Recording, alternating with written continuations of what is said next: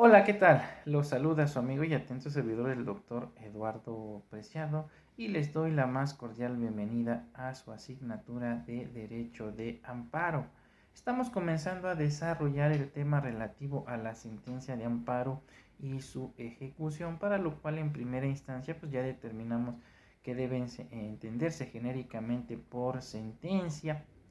la clasificación doctrinal de las sentencias, así como también determinamos que debe entenderse por sentencia de amparo y las diversas clasificaciones que ha aportado la doctrina en relación al amparo. Asimismo, estuvimos analizando lo concerniente a la estructura de la sentencia de amparo, por lo que durante el presente video estaríamos analizando en primera instancia lo relativo a los requisitos formales de la sentencia de amparo. Expuesto lo anterior, entonces es importante precisar que los requisitos formales de la sentencia de amparo están normados por lo dispuesto en el artículo 74 de la Ley de Amparo, y dicho precepto contempla como requisitos formales de la sentencia del amparo a los siguientes. En primera instancia, nos hace referencia a la fijación clara y precisa del acto reclamado. En segundo lugar, hace referencia al análisis sistemático de todos los conceptos de violación, o en su caso de todos los agravios. En tercer lugar, nos hace referencia a la valoración de las pruebas admitidas y desahogadas en el juicio. Posteriormente hace alusión a las consideraciones y fundamentos legales en que se apoye para conceder, negar o sobreseer el juicio de amparo. Posteriormente hace referencia a los efectos o medidas en que se traduce la concesión del amparo, y en caso de amparos directos, del pronunciamiento respecto de todas las violaciones procesales que se hicieron valer, y aquellas que cuando proceda el órgano jurisdiccional advierta en suplencia de la queja, además de los términos precisos en que debe pronunciarse la nueva resolución. Y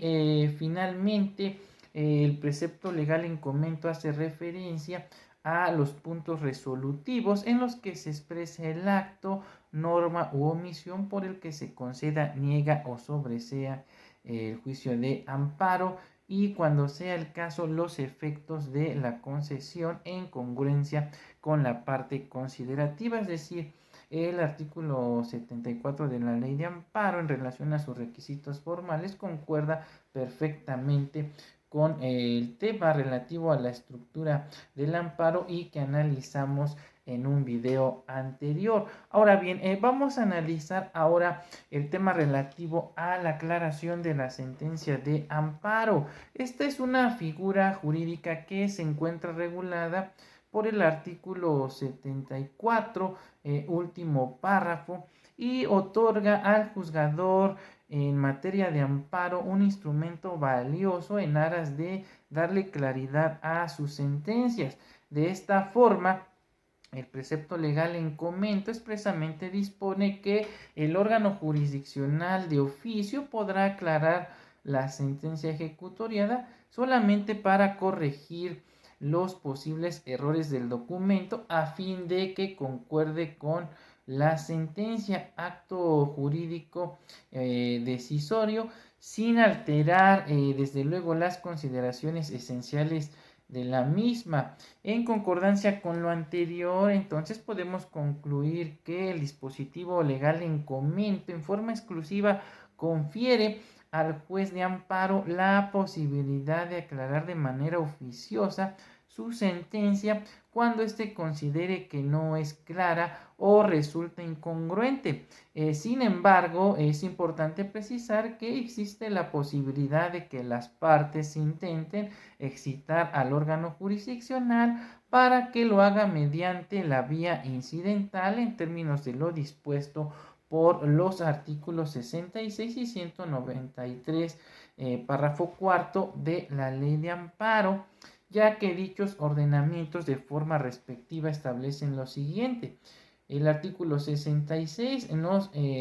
refiere que en los juicios de amparo se sustanciarán en la vía incidental o a petición de parte o de oficio las cuestiones a que se refiere expresamente esta ley y las que por su propia naturaleza meriten ese tratamiento y surcan durante el procedimiento. El órgano jurisdiccional determinará, atendiendo a las circunstancias de cada caso, si resuelve de plano o amerita un especial pronunciamiento o si se reserva para resolverlo en la sentencia. Posteriormente, el numeral 193, párrafo cuarto de la Ley de Amparo refiere que en el supuesto de que sea necesario precisar, definir o concretar la forma o términos del cumplimiento de la ejecutoria de amparo, cualquiera de los órganos judiciales competentes podrá ordenar de oficio o a petición de parte que se abra incidente para tal efecto. En conclusión, entonces, podemos establecer que la aclaración de la sentencia de amparo puede llevarse por mutuo propio, en este caso de manera oficiosa por parte del órgano jurisdiccional o bien a petición de parte interesada. Expuesto lo anterior, vamos a analizar ahora lo relativo a los principios rectores del amparo que rigen la sentencia. Y en ese orden de ideas se establece doctrinalmente que son 5 los principios rectores que primordialmente el juzgador deberá tomar en consideración al momento de resolver el fondo del asunto dentro de un juicio de amparo para poder declarar la constitucionalidad o inconstitucionalidad del acto reclamado. Y dichos principios son los siguientes. En primer lugar, tenemos al principio de relatividad de la sentencia de amparo o fórmula Otero, el cual en términos de lo dispuesto por el artículo 107, fracción segunda, primer párrafo de la Constitución Federal y desde luego 73, párrafo primero de la Ley de Amparo, dispone que la sentencia de amparo solo beneficiará a quien acudió ante la autoridad federal a solicitar el amparo y protección de la justicia federal, por lo que esta no podrá hacerse extensiva a otras personas. No obstante lo anterior, es importante precisar que la primera sala de la Suprema Corte de Justicia de la Nación, mediante la tesis aislada con número de registro 2016-425 correspondiente a la 10ª época, estableció que con motivo de la reforma constitucional del 10 de junio de 2011, el principio de relatividad de la sentencia de amparo debe ser reinterpretado, ya que con motivo de la reforma constitucional en comento se amplió el ámbito protector del juicio de amparo, de tal forma que actualmente, conforme a las reglas establecidas en la ley de amparo vigente, las sentencias de amparo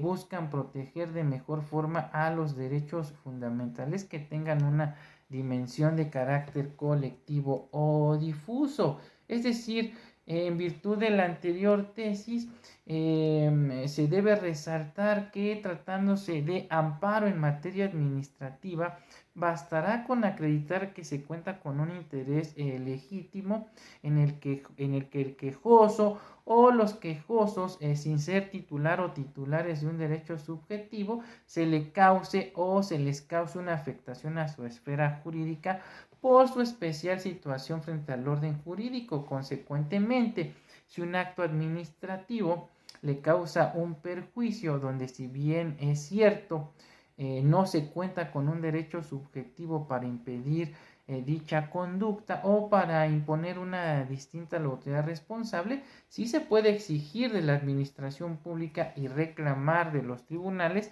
la observancia de las normas jurídicas cuya infracción pueda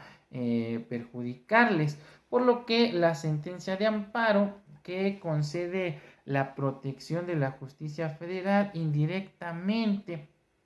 y de manera eventual también puede beneficiar a terceros ajenos a la controversia constitucional, precisamente por afectarse intereses difusos o colectivos de carácter económico, social y cultural, por lo que a mayor abundamiento pues considero pertinente analizar el contenido de la tesis aislada en comento, la cual lleva por rubro principio de relatividad de la,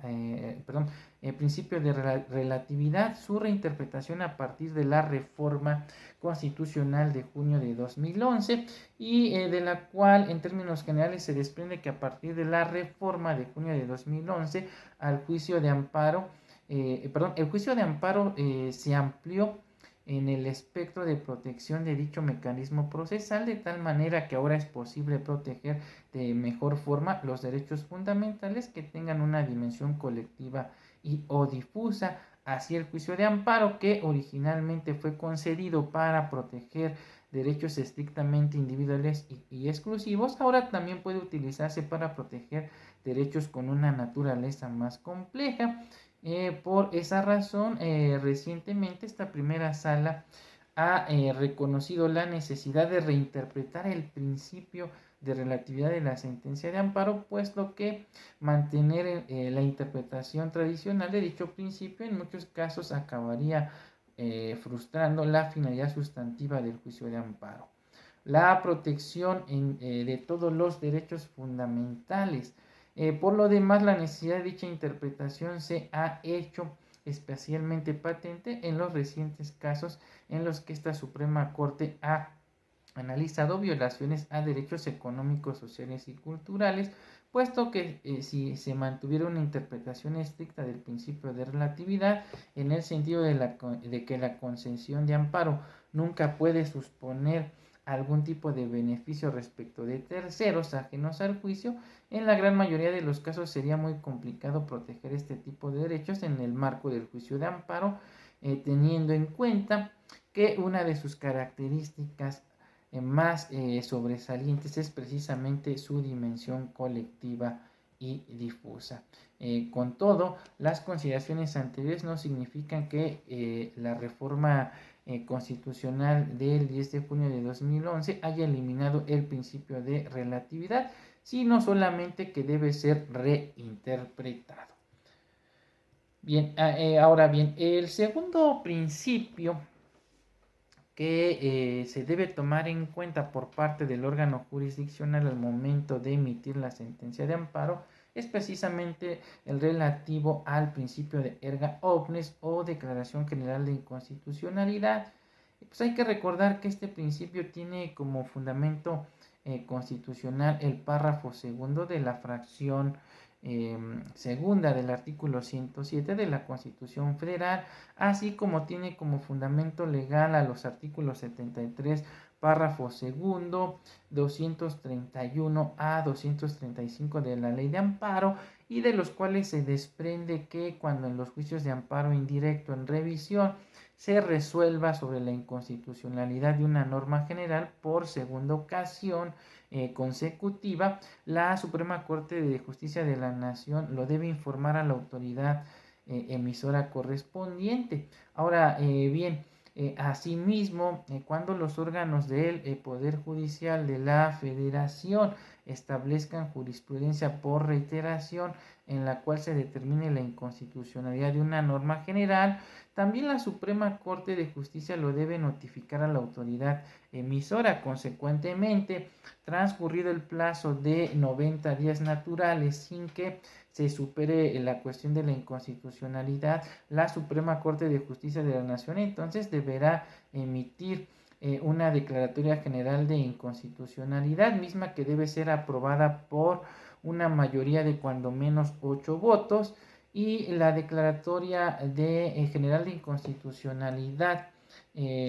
beneficiará o perjudicará entonces a todos aquellos que se encuentren en los supuestos normativos que fueron declarados inconstitucionales. Ahora bien, por último, es importante precisar que si se trata de amparo directo, no se hará una declaratoria general de inconstitucionalidad, sino más bien se decreta la inaplicabilidad de la norma para el caso concreto, pues así lo establece expresamente el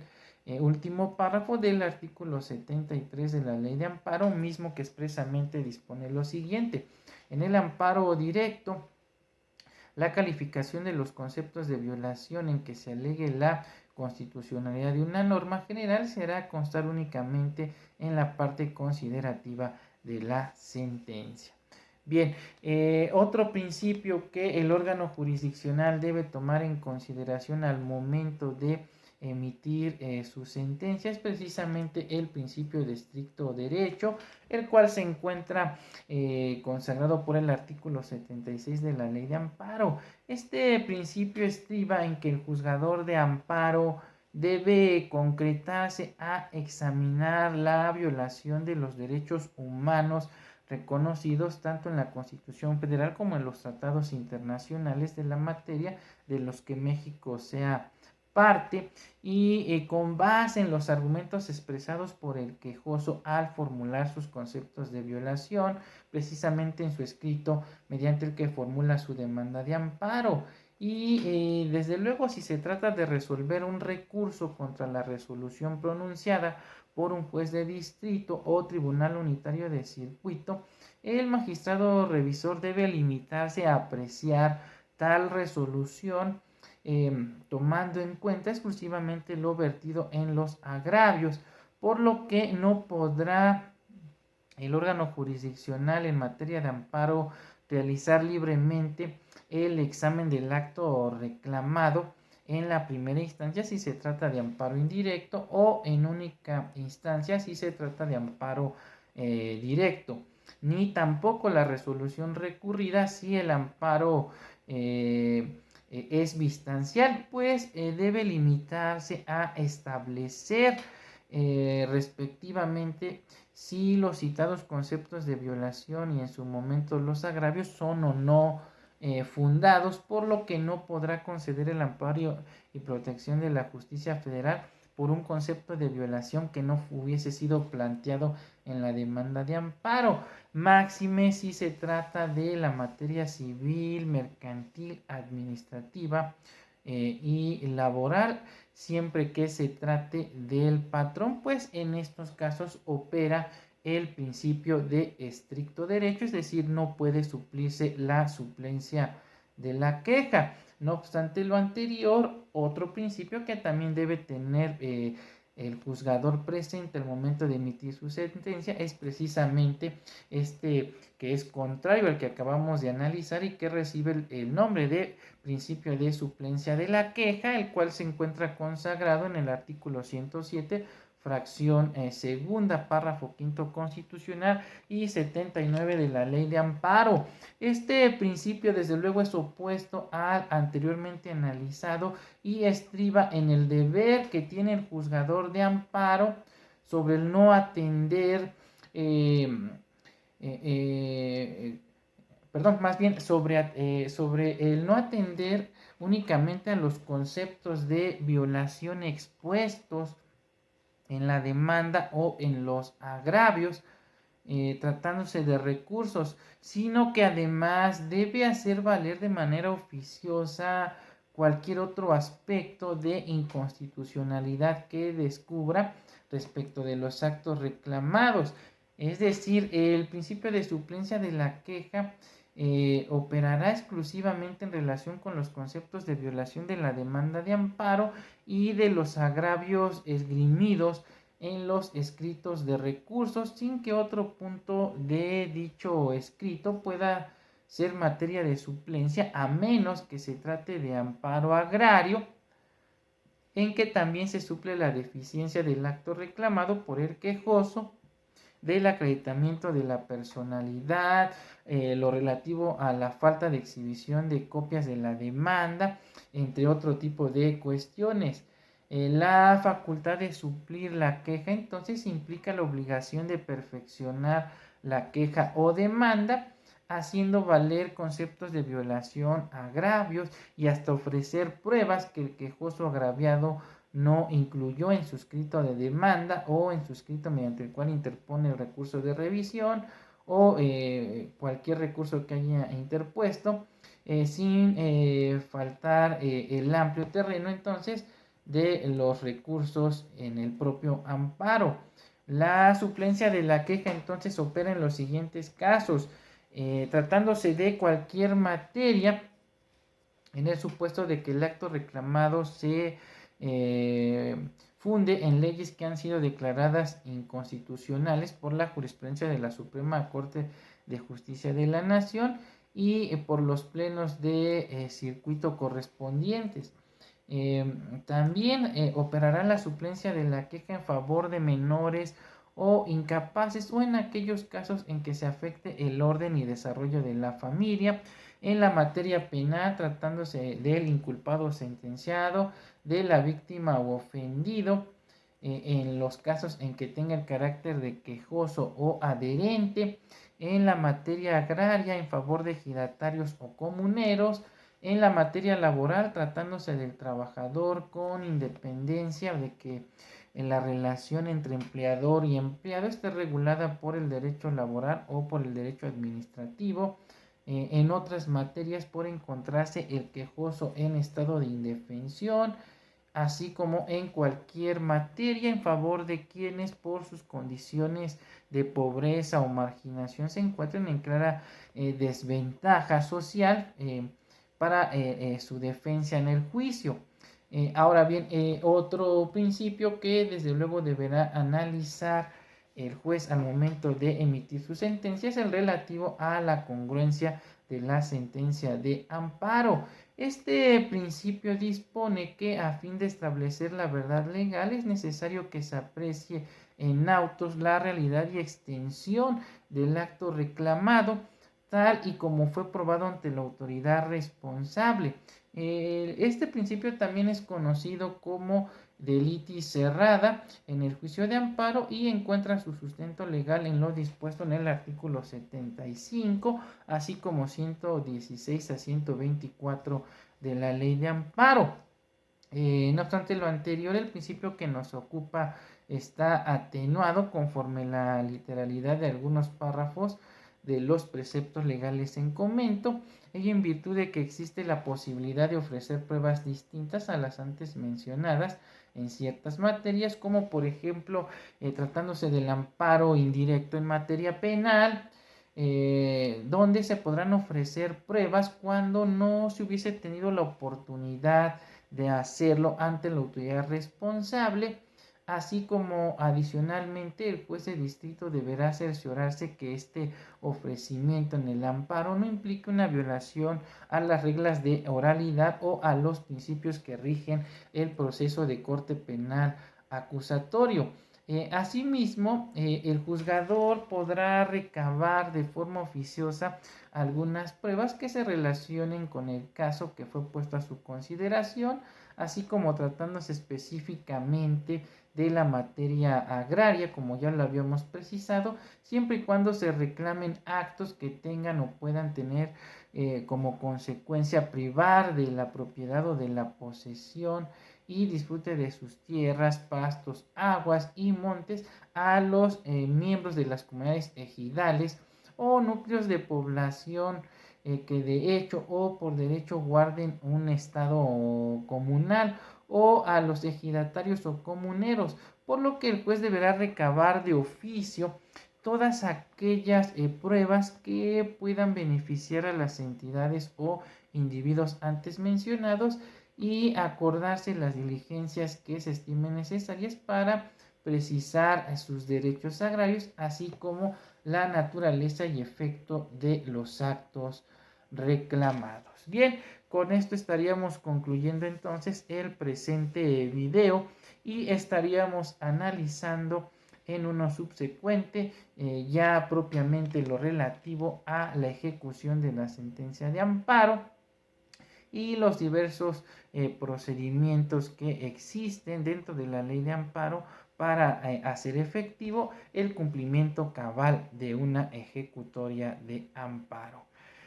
Antes de culminar, los invito, como siempre, a suscribirse a mi canal, a compartir el contenido de los diversos videos que estoy compartiendo, valga la redundancia, a través de las diversas plataformas como son Facebook, YouTube e Instagram. Y